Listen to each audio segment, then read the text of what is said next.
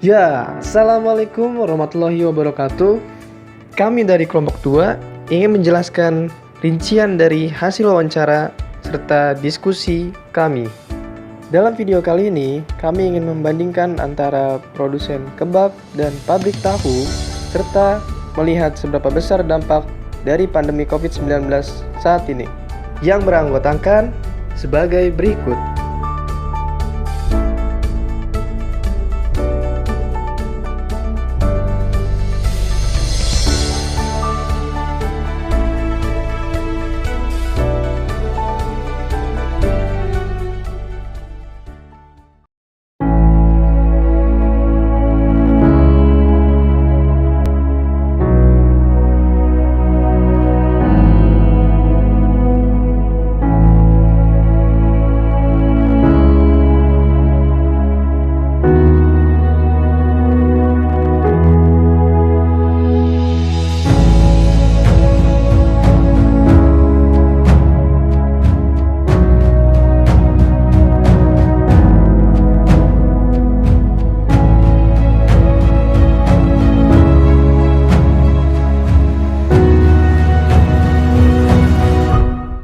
Assalamualaikum warahmatullahi wabarakatuh. Sebelumnya perkenalkan, nama saya Naurawi Yufiana dan rekan saya Lia Priani ingin mewawancarai analisis biaya dan produksi tahu pabrik tahu.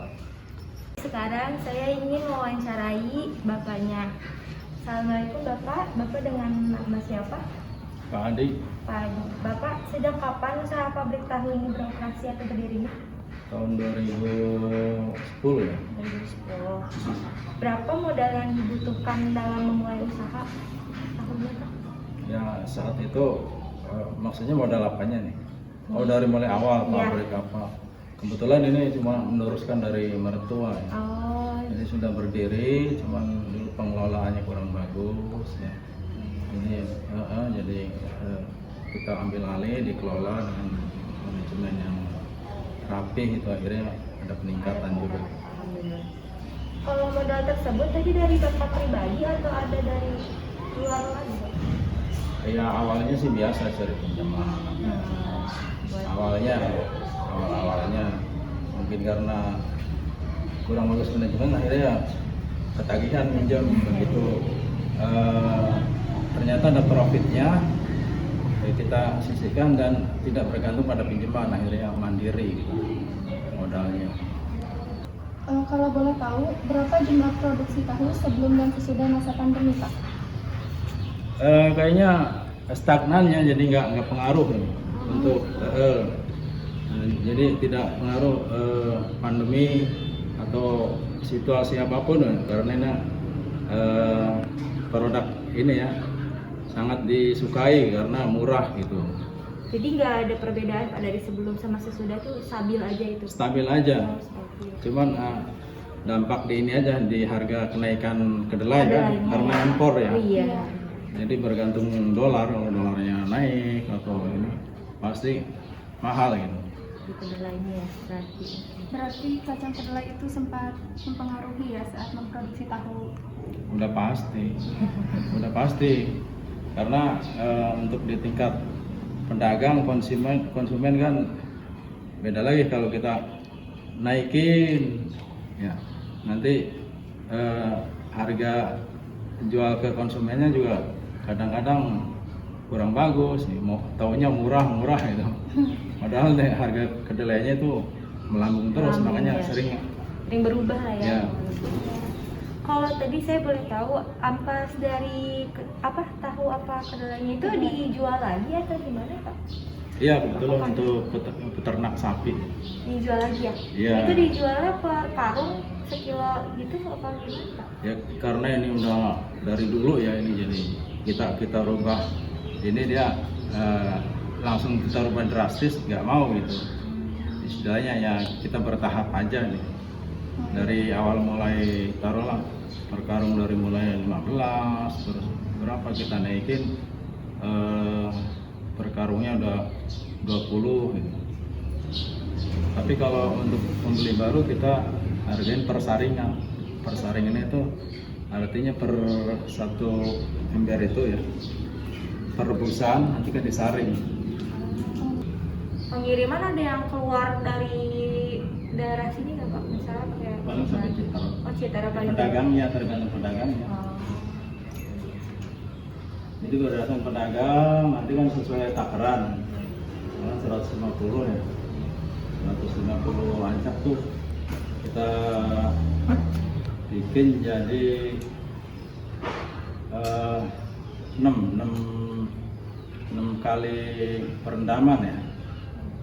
Jadi 1 kali rendaman tuh buat 25 ancak, 25 loyang. Loyang.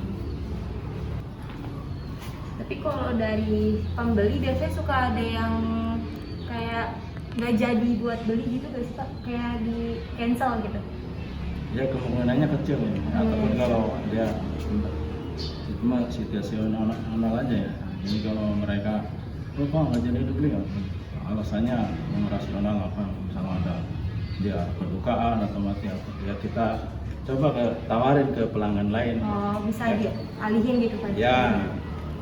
Untuk jenis tahunya itu kayak ada tahu susu gitu atau tahu Sumedang? Ini tahu Sumedang ini. Khusus tahu Sumedang aja ya? Sumedang. Jadi tahu Sumedang tuh bisa nanti dibikin tahu crispy, tahu gejrot, Iya. tahu isi, tergantung olahannya.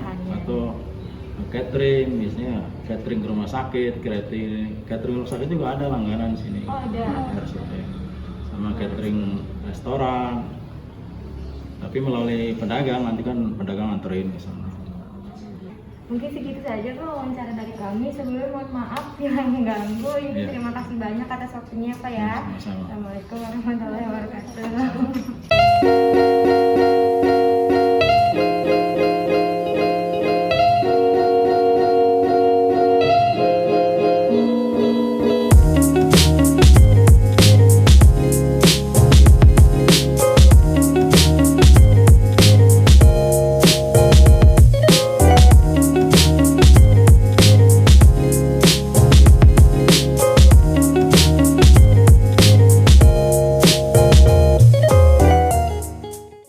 Oke, sebelumnya perkenalan dulu, nama saya Haika Chandra, mewakili kelompok 2 akan mewawancarai. Mohon maaf Pak, dengan Bapak siapa ya? Dengan Bapak Ahmad. Oke, saya akan mewawancarai Bapak Ahmad selaku yang punya owner bisnis Arabian Kebab Bang Aji. Arabian Kebab Bang Aji. Kalau boleh tahu Pak, Arabian Kebab Bang Aji ini sudah mulai berjalan dari tahun berapa ya? Kalau saya owner franchise ya dari 2012, cuman berdirinya usaha itu dari 2007. Wow, berarti sudah lumayan lama ya. Alhamdulillah juga Pak. Sudah punya cabang di mana Pak? Sebelumnya apa masih ini? Kalau saya sendiri ada cabangnya, ada 4 ya. Oh, ada 4. Alhamdulillah ya Pak ya. Alhamdulillah ya. Tepatnya di mana aja tuh Pak untuk 4 cabang tersebut? Kalau yang di sini di Lampu Merah Warung Jambu sama di Indah Prasta. Cuman yang 2 di ini sih jauh di Gunung Putri sama di Tangerang Simone. Alhamdulillah ya Pak, udah mencar kemana-mana cabangnya. Alhamdulillah. Iya. Untuk modal Bapak sendiri itu modal usahanya dari Bapak sendiri atau ada modal dari luar gitu, investor? Modal sendiri itu Pak. Modal sendiri ya Iya. Pak? Untuk modal pertama Bapak kira-kira itu berapa sih Pak? Buka itu Iya. owner Untuk itu 35 itu. 35 ya Pak ya. Alhamdulillah sekarang jadi hasilnya udah punya 4 cabang dari modal 35 juta tersebut. Nah, faktor penghambat selama Bapak berbisnis itu apa Pak kira-kira? Ya dari pandemi inilah. Dari pandemi ini emang ya, faktor pandemi Pengaruh gitu. iya sangat berpengaruh ya Pak ya. Dampak dari pandemi ini yang Bapak rasakan itu Ya penjualan inilah menurun gitu. menurun ya. Drastis ya Pak ya. Ya berarti 50%-an lah. Kan selama pandemi ini atau mungkin kemarin-kemarin ada kenaikan bahan baku tuh Pak. Mungkin apa yang Bapak rasakan gitu ketika ada kenaikan tersebut? Kalau bahan baku masih standar sih di CP itu. Oh, untuk kenaikan masih standar ya Pak. Jadi tidak terlalu memberatkan. Iya. Hmm. Tidak memberatkan keberatan kalau untuk bahan bakunya. Nah, kira-kira pendapatan Bapak sebelum COVID sama dengan sesudah COVID ini berapa ya Pak perbedaannya? Ya separohnya lah perbedaannya. Berarti hampir 50% ya selama COVID jadi menurun. Ya menurun. Mungkin itu saja yang saya wawancarai dari Bapak Ahmad ya Pak. Ya. Sebelumnya saya mau berterima kasih banyak kepada Bapak Ahmad sudah berkontribusi, sudah meluangkan waktunya, sudah mau ikut diwawancara. Terima kasih banyak Pak. Iya, makasih sama-sama. Assalamualaikum warahmatullahi wabarakatuh. Sebelumnya perkenalkan, nama saya Aika, perwakilan dari kelompok 2 ingin memaparkan diskusi hasil dari kemarin kita wawancara tentang Arabian kebab dan pabrik tahu. Mari kita diskusi. Kalau menurut kalian dari hasil wawancara yang kemarin antara produksi penjualan kebab sama tahu itu, menurut kalian apa sih perbedaan dari semuanya itu? Kayak misalnya dari segi produksi, biaya atau yang lainnya? Ada perbedaan? Kalau menurut gue sih dari segi produksinya untuk kebab sendiri kan sebenarnya tidak terjadi kendala ya, karena dari pasarnya sendiri untuk bahan bakunya itu tidak ada yang namanya kenaikan harga. Cuman mungkin yang jadi masalah itu dalam kebab itu cuma dari segi pemasarannya atau penjualannya mungkin rada menurun gara-gara COVID. Kenapa? Karena yang pertama orang-orang itu takut yang namanya keluar rumah gitu kan, karena takut terpapar COVID-19. Terus juga yang kedua syarat untuk kemana-mana kan sekarang itu ya pastilah kalian tahu harus ada yang namanya kartu vaksin. Itu menjadi salah satu syarat kenapa sekarang banyak orang-orang yang tidak keluar rumah. Mungkin kalau dari kebab gitu sih Segi kendalanya. penjualannya ya. Iya. Kalau dari tahu, hasil diskusi yang wawancara kemarin gimana? Kalau dari tahu sendiri sih dia stabil ya, untuk bahan baku, produksi, pelanggan juga Ya, tidak ada masalah dia. Bahan baku paling ada kenaikan sedikit dari segi kedelai ya, dari kedelai. Soalnya dia bahannya impor. Kenapa dia harus impor ke kedelai? Karena kalau lokal biasanya lebih mahal. Itu. Terus pasokan stoknya terbatas juga. Jarang. Impor dia. Iya. jarang ya. Jarang. Banyak sih. Petani kedelai ya. Dari segi penjualannya di tahu sendiri tidak mengalami penurunan. Karena ada pelanggan Tetap dia udah Jadi itu kayak tahu itu kan pabrik. Terus dia tuh punya kayak agen-agen sendiri gitu loh. Jadi pabrik tahunya itu kalau dia memproduksi sesuai pesanan dari agen-agen tahunya. Jadi dia udah ada sendiri gitu ya, pasar sendiri ya. ya. Kemarin juga bapaknya pernah sempat bilang kalau misalnya kecil kemungkinannya kalau misalnya ada yang cancel itu pasti bakal langsung dialihin ke yang lebih lain. sering beli lagi. Jadi ya kecil lah kemungkinannya buat ada kerugian, buat kehilangan kayak gitu. Itu aja sih.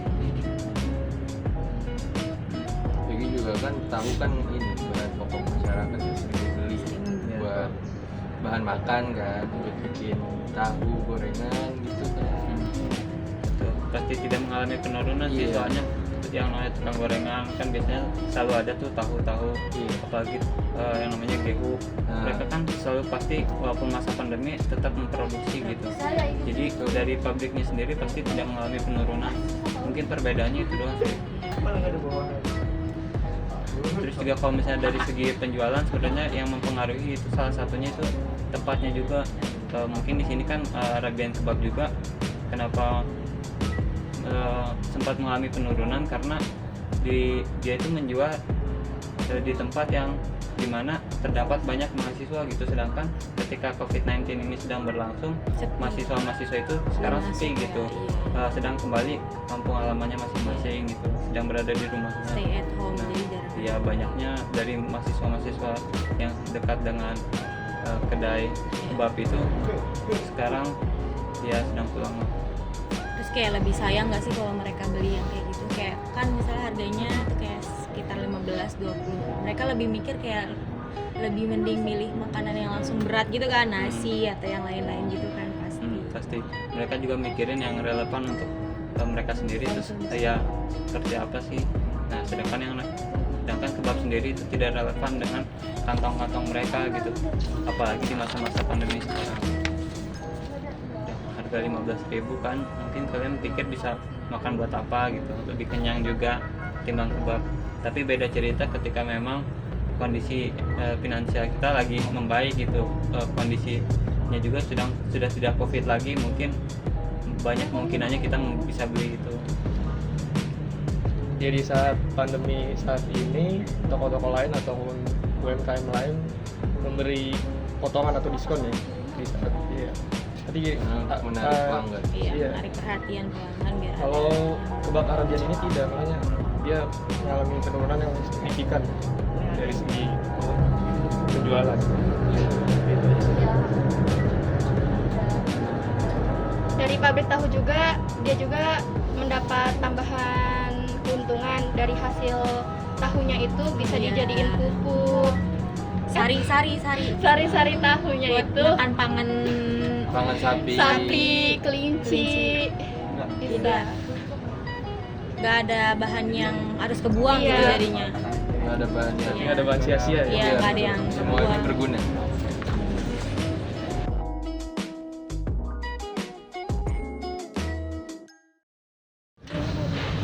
Tadi kita sudah mendengar pemaparan hasil dari diskusi kita tentang pabrik kebab dan pabrik tahu.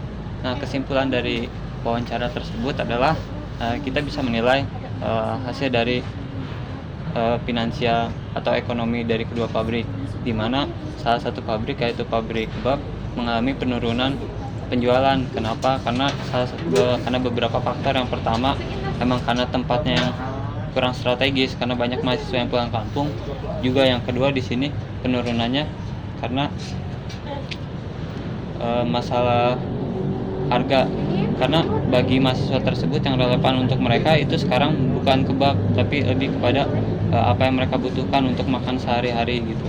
Nah, untuk dari pabrik tahu sendiri mereka tidak mengalami penurunan. Kenapa? Karena yang kita tahu pabrik tahu tersebut memiliki pelanggan tetap, sehingga mau bagaimanapun kondisinya ketika pelanggan tetap itu membutuhkan, dia pasti akan selalu yang namanya tetap memproduksi gitu. Apalagi ketika kita lihat sekarang walaupun masa pandemi tapi masih banyak tukang gorengan, tukang GU kan seperti itu, mereka masih tetap berjualan, sehingga untuk produksi tahu tersebut tidak dikurangi atau tidak mengalami penurunan.